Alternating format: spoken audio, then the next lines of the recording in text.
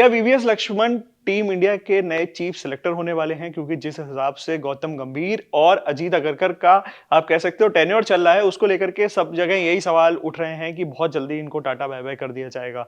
जिस हिसाब से कल हमने आपको एक न्यूज़ बताई थी कि कैसे वीरेंद्र सहवाग के पास भी कॉल गया था जब विराट कोहली और अनिल कुंबले के बीच सब चीज़ सही नहीं चल रही थी। अभी भी चीज़ें अच्छी नहीं दिखाई दे रही हैं टीम इंडिया में, तो क्या अब जो है कुछ चेंजेस बड़े चेंजेस आपको देखने को मिलने वाले हैं? आज उसी पे बात करेंगे। देव सर हमारे साथ मौजूद है।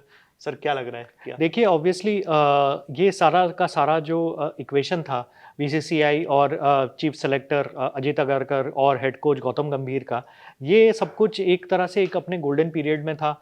और 1 महीने पहले तक ऐसा लग रहा था कि मतलब गौतम गंभीर भी सिक्योर हैं दो एटलीस्ट 2027 के ओडीआई वर्ल्ड कप तक, और Ajit Agarkar as chairman selector भी ये पोजीशन में सिक्योर हैं ओडीआई वर्ल्ड कप जब तक नहीं आ जाता।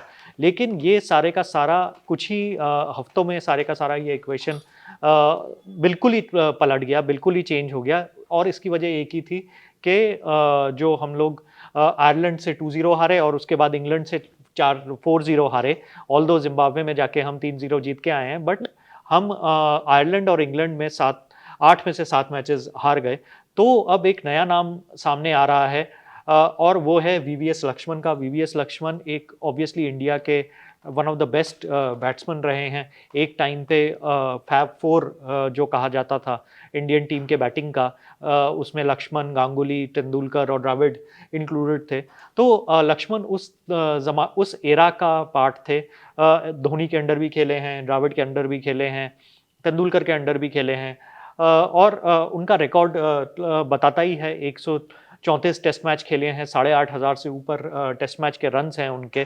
तो अभी भी करंटली वो सेंटर ऑफ एक्सीलेंस जो है, या जिसको हम पहले एनसीए के नाम से भी जानते थे, उसके हेड हैं वीवीएस लक्ष्मण। और हमने देखा था किस तरह से जब गंभीर जिम्बाब्वे नहीं गए थे तो स्टैंड इन हेड कोच भी थे, और वहाँ जाके किस तरह की बॉन्डिंग उन्होंने बनाई थी टीम के साथ, और टीम को जिम्बाब्वे के ऊपर इंडिया 3-0 ए का भी जीत भी रिप्रेजेंट दिया। कर बिल्कुल, इंडिया ए के भी हेड कोच रहते हैं।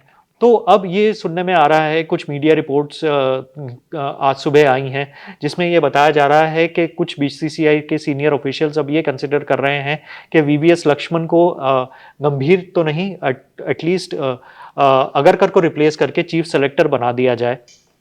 क्योंकि लक्ष्मण का जिस तरह का रिकॉर्ड है, जिस तरह की स्टैंडिंग है, जिस तरह का रिस्पेक्ट है इंडियन क्रिकेटर्स में, उनको ऐसा लगता है कि उनके बातों का दबाव थोड़ा ज़्यादा रहेगा as compared to Ajit Agarkar. Specially जब वो चीज़ें सीनियर क्रिकेटर्स को कहेंगे, और सीनियर क्रिकेटर्स अगर मैं कह रहा हूँ तो 2 ही नाम आगे आते हैं, जो है रोहित शर्मा और विराट कोहली।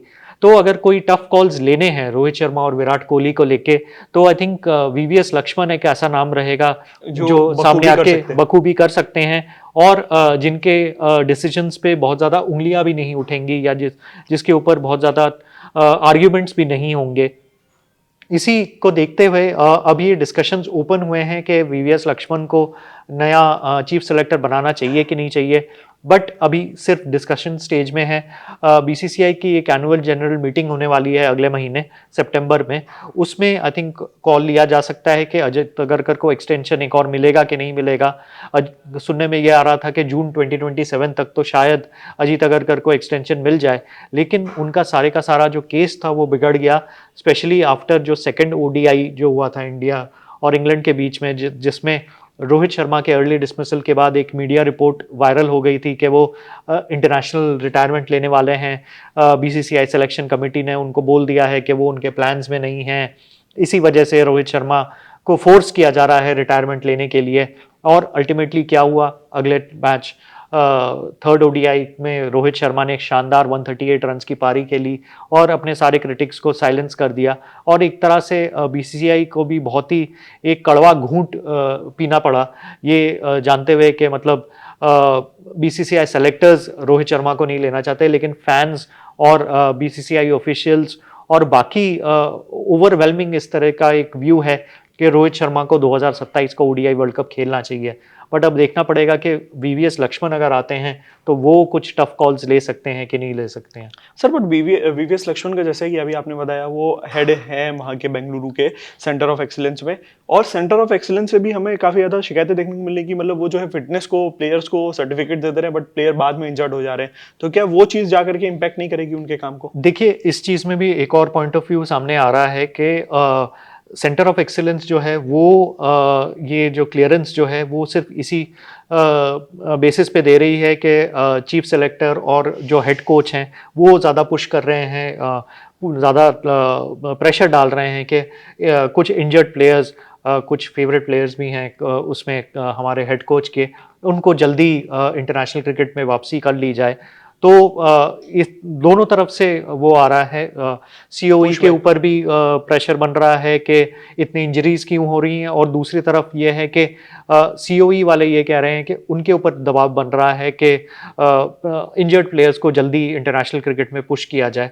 तो दोनों तरफ का वो चल रहा है। अब सुनने में ये भी आ रहा है कि बीसीसीआई की जो रिव्यू मीटिंग होने वाली थी, जो कि जिम्बाब्वे से आने के बाद ही होने वाली थी, वो डिलेड हो गई है कुछ हफ्तों में, क्योंकि जो बीसीसीआई के सेलेक्टर थे, बीसीसीआई के सेक्रेटरी हैं देवजीत साइकिया, वो थोड़े बीमार पड़ गए थे आफ्टर आईसीसी के मीटिंग से आने के बाद, स्कॉटलैंड में जो हुआ था एडिनबरा में, वहाँ से आने के बाद देवजीत साइकिया थोड़े बीमार पड़ गए थे। बट अब वो मीटिंग अगले कुछ दिनों में हो सकती है, और गौतम गंभीर जो ऑलरेडी श्रीलंका पहुँच गए हैं टेस्ट सीरीज़ के लिए, वो ऑनलाइन ज्वाइन कर सकते हैं।